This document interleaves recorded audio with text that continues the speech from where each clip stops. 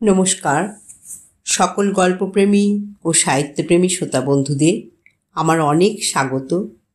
আমার আজকের নিবেদন তারাশঙ্কর বন্দ্যোপাধ্যায়ের একটি ছোট গল্প, বাণী মা।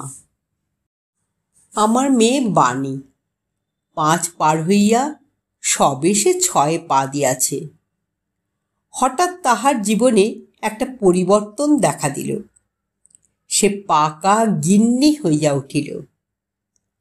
সংসারের সকলেই সেজন্য আমাকে দায়ী করিলেন।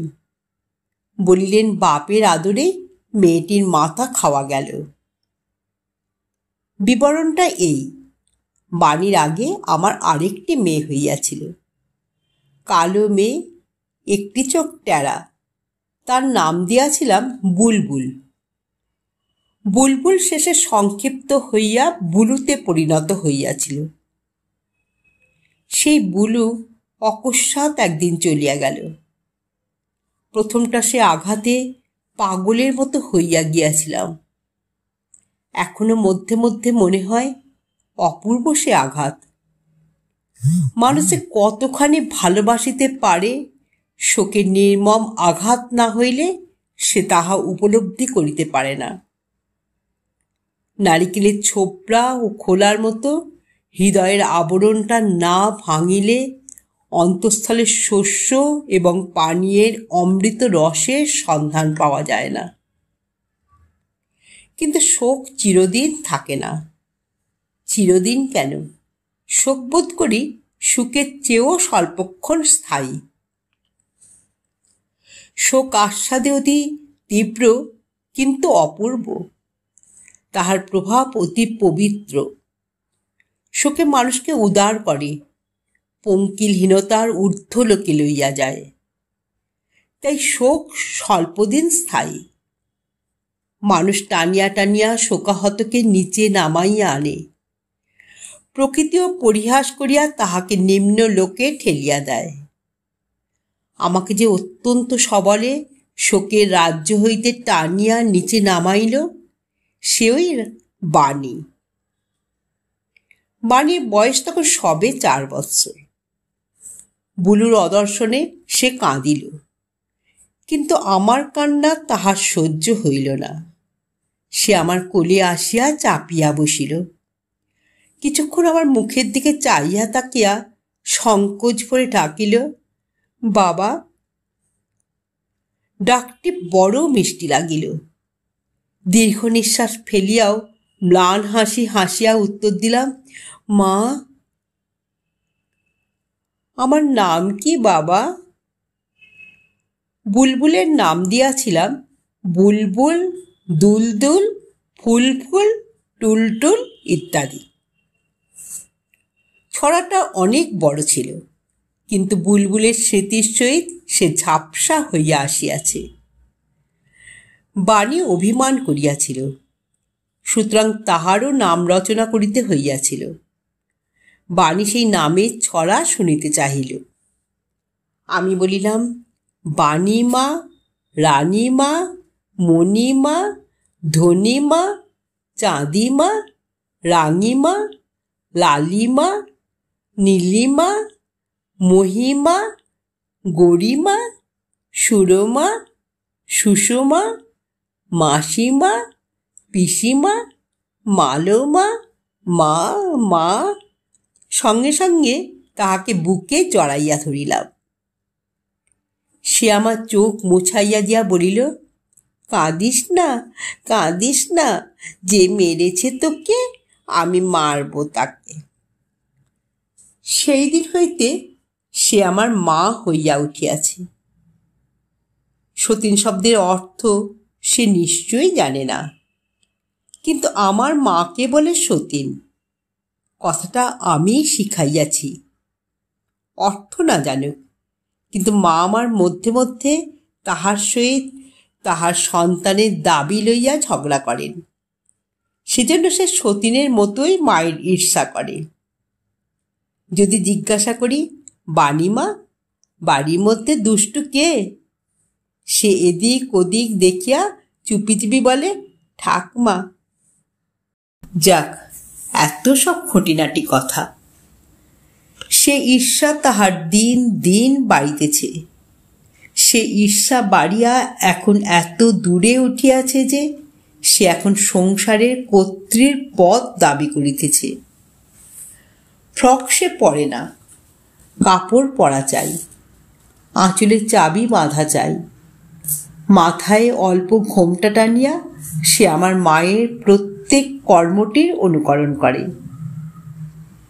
বাইরে কোনো জিনিস পড়িয়া থাকিলে সে তৎক্ষণাৎ সেটাকে টানিয়া এমন স্থানে রাখিয়া দেয় যে খুঁজিয়া বাড়ির লোক সারা হইয়া যায়। বাণীকে জিজ্ঞাসা করিলে সে বলে, আমি তুলে রেখে দিয়েছি, এমনি করে কি ফেলে রাখে, যদি কেউ নিয়ে যেত। বলিয়া সে আরো কত কথা বলিতে বলিতে আপন খেলা ঘরে গিয়া আপনার আঁচলের চাবি দিয়া ঘরের দরজা খোলে, কুটুস কুলুক। তারপর সেটাকে বাহির করিয়া আনে। এই খেলাঘর যে তাহার কয়টা, তাহার হিসাব কেহ জানে না। আর স্থান পরিবর্তন তো অহরহ হইতেছে। সেদিন বাড়ির মেয়েদের নিমন্ত্রণ ছিল এক বিবাহ বাড়িতে।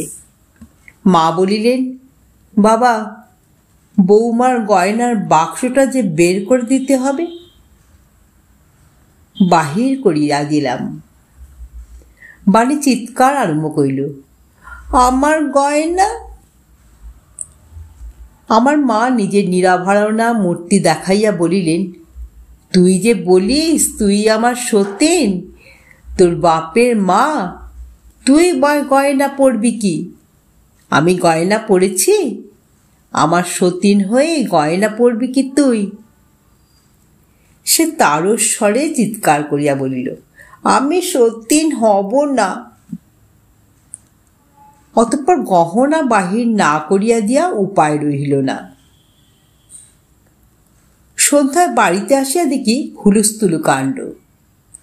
বাণী কাতরভাবে ফোঁপাইয়া ফোঁপাইয়া কাঁদিতেছে, আর বাড়ির সকলেই বলিতেছে ওর বাপই আদর দিয়ে ওর মাথাটি খেলে। ব্যাপার শুনিলাম।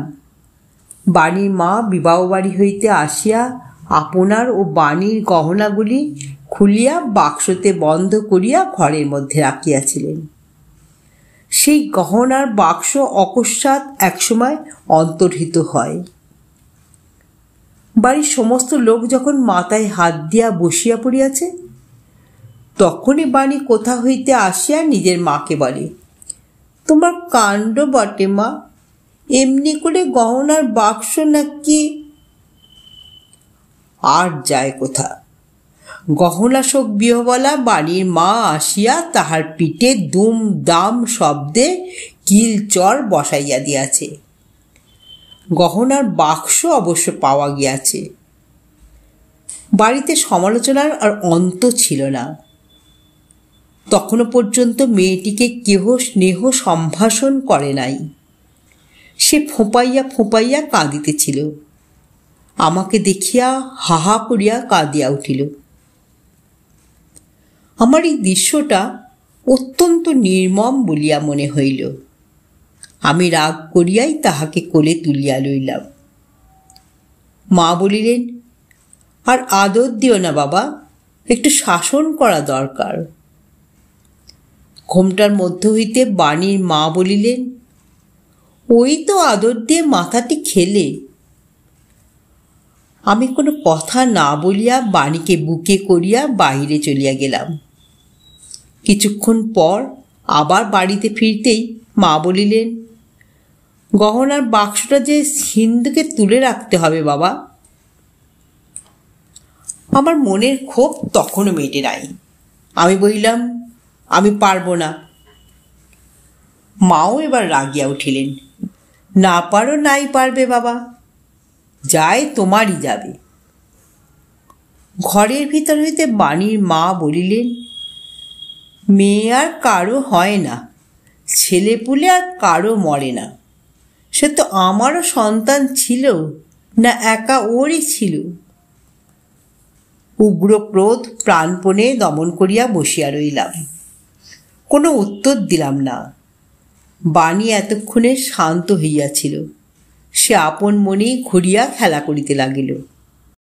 বাণী শান্ত হইল, কিন্তু তাহাকে কেন্দ্র করিয়া বাড়িতে যে ঝটিকা বর্ত উঠিয়াছিল তাহা শান্ত হইল না। শিশুতে এবং বয়স্কতে এই পার্থক্য। এমনকি বাড়িতে রাত্রে খাওয়া দাওয়া পর্যন্ত হইল না। রাগ করিয়া মা শুইতে চলিয়া গেলেন। একই বিছানায় নির্বাক হইয়া আমরা স্বামী স্ত্রীতে শুইয়া রইলাম। বাণী কিছুতেই মায়ের দিকে শুইল না। আমার পাশে আসিয়া সে আবার ফোঁপাইয়া ফোঁপাইয়া কাঁদিতে লাগিল। ঘটনার পরিণতিটা এতদূর আসিয়া যদি সমাপ্ত হইত তবে নিজেকে ভাগ্যবান মনে করিতাম। নির্মম ভাগ্য অত্যন্ত নিষ্ঠুর পরিহাস করিবার জন্যই এমনই ক্রোধান্ত করিয়া সমগ্র সংসারটিকে শোচনীয় পরিণামের পথে চালিত করিতেছিল। আমরা বুঝিতে পারি নাই। সকালেই দেখা গেল চোরে ঘরে সেঁত কাটিয়াছে। মাটির ঘরে কাপড়ের বাক্স প্যাঁটরা ছিল, সেগুলি তছনছ করিয়া ছড়াইয়া ফেলিয়াছে। স্ত্রী বুক চাপড়াইয়া কাঁদিয়া উঠিলেন। গহনার বাক্স যে কাপড়ের বাক্সের উপরেই ছিল। গতরাত্রের অশান্তির তাড়নার ফলে তিনিও রাগ করিয়া বাক্সের উপরেই গহনার বাক্স ফেলিয়া রাখিয়া দিয়াছিলেন। মা বলিলেন, ও গো, আমার বুক যে কেমন করছে গো, ও মা গো। আমি মাথায় হাত দিয়া বসিয়া পড়িলাম। পাড়া প্রতিবেশী আসিয়া আমাকেই দোষ দিল। রাগ করিয়া এত টাকার গহনা বাইরে রাখিয়া দেওয়া আমার উচিত হয় নাই। আর গহনা গহনা করিয়া এতটা গোলমালের পর আবার এতটা চেঁচামেচি যদি না হইত তবে এমন হইত না। ঘরের লোকে চাকর বাকরেই কেউ না কেউ সন্ধান দিয়াছে। আমার চোখ ফাটিয়া জল আসিল। মা বলিলেন, ওই মেয়েটি অত্যন্ত কুলক্ষণা, ওর থেকেই এই হলো। পাড়া প্রতিবেশীরা সায় দিল। একজন বলিল, ওরই দৃষ্টিদোষে সে মেয়েটা গিয়েছে। একজন বলিল, সে আর কি করবে বল, এখন পুলিশে খবর দাও। হ্যাঁ, মনে ছিল না। তাড়াতাড়ি উঠিয়া বাইর হইলাম। বাবা, দারুণ দুর্দান্ত ক্রোধে আমার অন্তরটা সারা হইয়া উঠিল। সকল অনর্থের মূল ওই অলক্ষণা মেয়েটা আবার পিছনে ডাকিতেছে। ক্রুদ্ধ হইয়া ফিরিয়া দাঁড়াইলাম।